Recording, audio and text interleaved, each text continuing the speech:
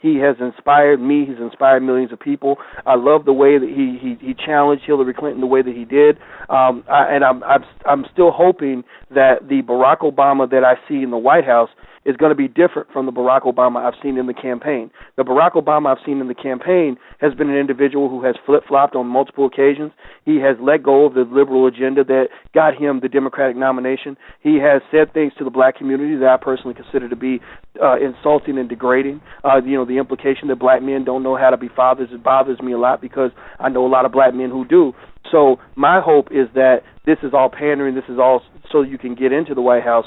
And then the final kicker of all this is you have to think about the fact that Joe Biden just a year and a half ago was the guy who said that Barack Obama is the first mainstream African American to be articulate and clean. And all these other things, and which is a very condescending, paternalistic, really borderline racist statement. And so for him to be selected as the VP candidate, which I think is still the best choice for Obama, that still leaves a lot to be sort of thought about in terms of how we negotiate this process. So at the end of the day, I want to know when Barack Obama is in the White House, do we consider him to be a supplement to black leadership or a replacement to black leadership? He's not a replacement to black leadership because he is an American leader, not a black leader. My question is, the next time there's a Hurricane Katrina or a Sean Bell shooting or some incident that requires people to get out into the street and challenge the institutions and the powers that be, who's going to be in place to do that? And if we kill off all of our black leaders and kill off all of their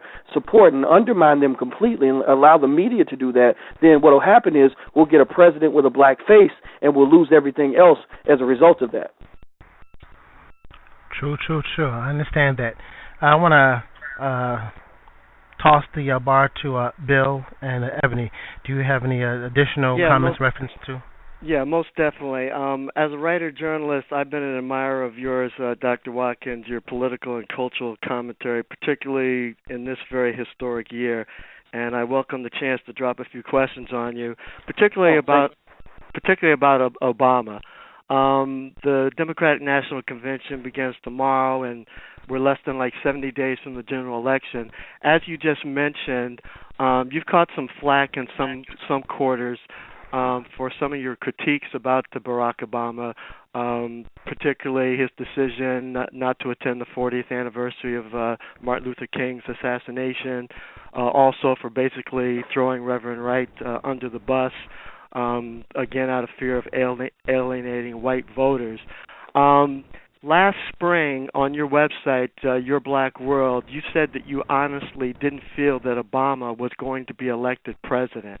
I want to know whether or not you still hold that same view, and also if you were to be elected, what do you think his candidacy, what impact that would have on the future of black Americans and the issues that are most important to us? Wow, that was a very good question, and thank you for your compliment. I really appreciate that. I'll go ahead and answer your question first before I forget to answer that. You asked about my view as to whether or not I think Obama can be elected. My probability of him being elected at that time, in my mind, was probably about 35 to 40%. Now that number has increased to about 55 to 60%. So do I think that he'll be elected? I guess if you assume that or if you look at the preponderance of the probability, then I think that it is more likely that he will be elected than he won't be elected. And part of that is driven by my faith in Barack Obama's intelligence. I think he's a very intelligent, very capable human being. But I don't think that he's a lock. I think that he's going to have a hard fight, which is why I've sort of chosen to kind of step back and allow him to just fight and to do what he's going to do.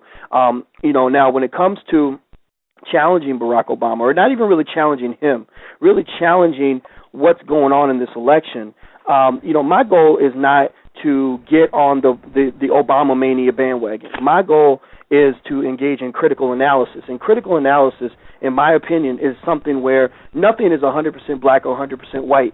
I could tell you 10 great things about my mama and then tell you 5 things about my mama that I would fix if I could improve those things, but that doesn't mean that I hate my mama. And in a world of black and white, people interpret those last 5 comments to mean, oh, Boyce Watkins doesn't like his mama, but that's not true at all. So it's the same thing is true with Barack Obama. I think Barack Obama is a great man, and I think that he's going to do a lot for black America. He is a very high-quality human being. Now, with that said, I think that one of the things that bothers me, that comes to mind right away, is this notion that somehow Barack Obama becoming president of the United States will be, in the minds of many people, the single greatest thing that any black person has ever done throughout all of history. That is not true.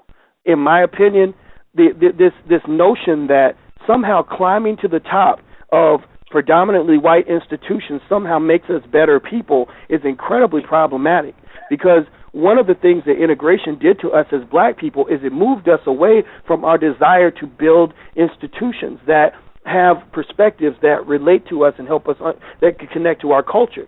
So we end up feeling that having this position as, the vice president at IBM, or the provost at Syracuse University, or the president of the United States is somehow just so important, far more important than, say, being a provost at Howard University, where you're educating tens of thousands of black youth, or somehow starting a small black business where you've taught your children the value of financial independence without all the cultural compromise that comes with a racist society. I think that we have to really rethink what it means for us to come together and to be stronger, to make progress as a people. It doesn't mean that there isn't a role for people like Barack Obama. I think that there is a role, but I think that there's an even greater role that we can play when it comes to engaging in the act of institution building, forming political coalitions, forming economic coalitions, and doing those things that will truly give us strong negotiating power in this society. Because if you really want to understand race in America, analyzing this campaign tells you everything you need to know. Here you've got a guy who is trying to obtain power in a capitalist democracy. He is in a country that is majority non-black. There's a huge cultural divide between blacks and whites, to the point that people that we find to be perfectly acceptable, people like Reverend Wright, are considered to be damn near criminal in the eyes of the people who are going to be voting for Obama. So as a result of that, Obama has to, once a month, destroy the legacy and undermine the power and strength of some respected African-American leader or institution in order to appease individuals who have a socially racist mindset. So my problem is, the frustration I have as a black man is, I'm not a fan of catering to ignorance. We all know that even if you don't agree with Reverend Wright, even if you don't like what he has to say, he's not a bad guy. He was a Marine. He's a hard-working individual. He's very intelligent. He has served fearlessly for 40 years. There's no way I will ever allow Barack Obama or anybody else to treat him like he's some kind of criminal. So ultimately, this election tells us a lot about where our country is. It tells us a lot about ourselves, and it tells us where we need to go. And it says we still have a long way to go before we truly obtain equality and respect in the country in which we live. Can I just have one follow-up question about this same subject? Sure. Speaking of institution building, the Newhouse School Black and Latino Network, which we're speaking on now, originally was founded to be a networking vehicle for minority alumni of the communications school at SU. You recently disparaged the New York Times article about the possible effect of Obama's run for presidency on the future of black politics.